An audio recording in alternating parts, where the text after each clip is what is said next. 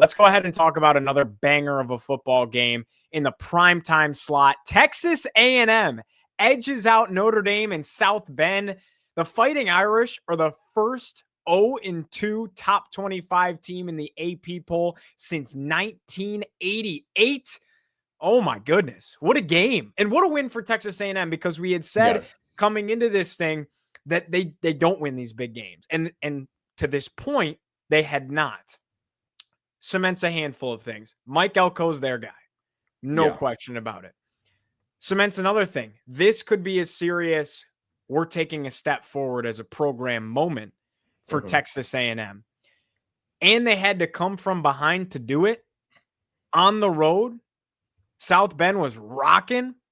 I mean, you have to give serious props to the guts of this Texas A&M Aggies team. And they got some talent, man. Like Marcel Reed looked really good at times. He's so dynamic with his ability to use his legs and escape and his creativity. You know, Casey Concepcion, like this is a roster, man, on both sides of the ball. Obviously, the defense gives up 40 points, but just to go win that football game, the Stones on that final play and that final drive, really, to go win it. What a ball game. What a ball game. And you have to tip your cap to Texas A&M. I hate to make comparisons that are like brash, especially when they tie back to like things that relate to me. But how could you not watch that game and not see a little bit of like Arizona State Jaden Daniels and Marcel Reed? Is it just me? Like they're a little slight. Their arm is bigger than their frame. Okay. And when they get knocked down, dude, they get back up. Marcel Reed was like took a shot on that in the fourth quarter, the last drive or second to last drive.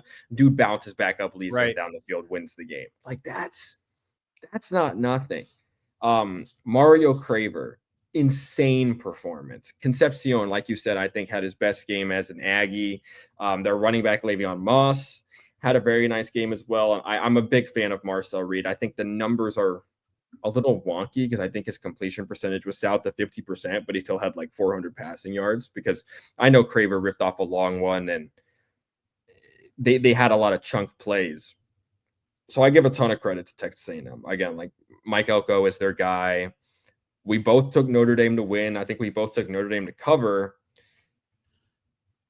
And I still think Notre Dame is a good team. Like, as much as I want to get on these AP voters, be like, Notre Dame's winless. How could you put them in your top 25? I think if I had a vote, they would be in my top 25, because I think you would have to show me 25 better teams. I know deserving and better are two different things, but this is a team that's now lost to two teams in the top 10, both on like the final play of the game, essentially. So tough situation, but Notre Dame has serious problems on their defense, particularly in the back end. I mean, they get pushed around so easily.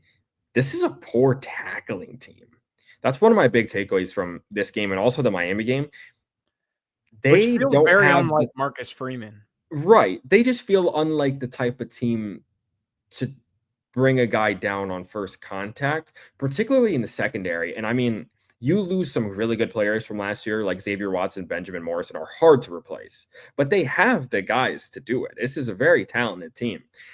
I just think they're a little soft's not the right word. You hate to call any team soft, and Notre Dame certainly isn't, but they're just like, if it's smaller or weaker or something, they don't feel like the Notre Dame team that we've come to expect under Marcus Freeman. And like, they're now 0-2 for the second time in his 4 seasons as a head coach. They had those mid-season losses in 23. Hardest games off the rip, though. I get that, but when they're 10-2 and playoff time rolls around, we're going to look back at this and be like, yeah, but how did they perform against these playoff teams or playoff caliber teams? Yeah, and that's going to hold them back, man. There's a chance. Small, but there's a chance if Notre Dame's 10-2, they get left out over a team that just has a more compelling resume than they do. Because whether we like it or not, and I know this is like, not what the AP voters or even myself wants to hear, beating a team is better than almost beating a team. Yeah. Like we love to say as college football fans, but no, bro, like you either win or you lose, right? It's a black and white picture when you look at it at the end of the day. So am I impressed with CJ Carr through 2 games? No question about it. Am I impressed with Jeremiah Love? Always. I think Jadarian Price had another good game. I mean, Faison had some plays. Greathouse had some plays. Like, Notre Dame's offense is a wagon, and they're going to beat Purdue by 70 this week.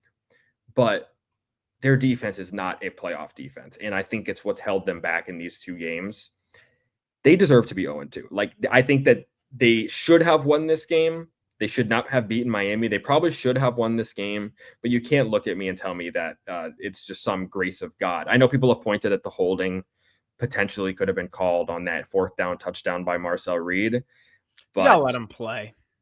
Yeah, it's 4th and goal, man. I don't think it was heinous enough. Yeah. Like, what could it have been called? Absolutely. And I wouldn't have thrown a brick through a window over it. But I think it's not world ending. It's not NFC Championship pass interference against the Saints. You know, like, it's not that bad.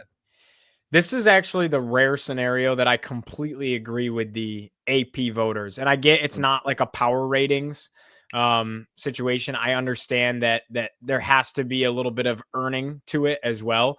But I dare you to find 25 teams better than Notre Dame. Or 15 even. That's what I'm saying. Like, they lost to 2 top 10 teams, essentially on games that came down to a play that could have been changed by a play. There are not 25 teams better in the country than Notre Dame. I genuinely think that they will run the table. And now they have to. Now they absolutely have to. Their schedule is Charmin. So the hardest team they play the rest of the way is what? Southern Cal? I mean, yeah. I think you're right. It's not. Syracuse Orange. True. They don't want to run into Steve Angeli. No, peanut butter Angeli, who leads the nation in passing, by the way. I'd just like to add. What is it? Dude, you guys are quarterback machine right now. What the hell's going on over in number 1 in the country, Western New York?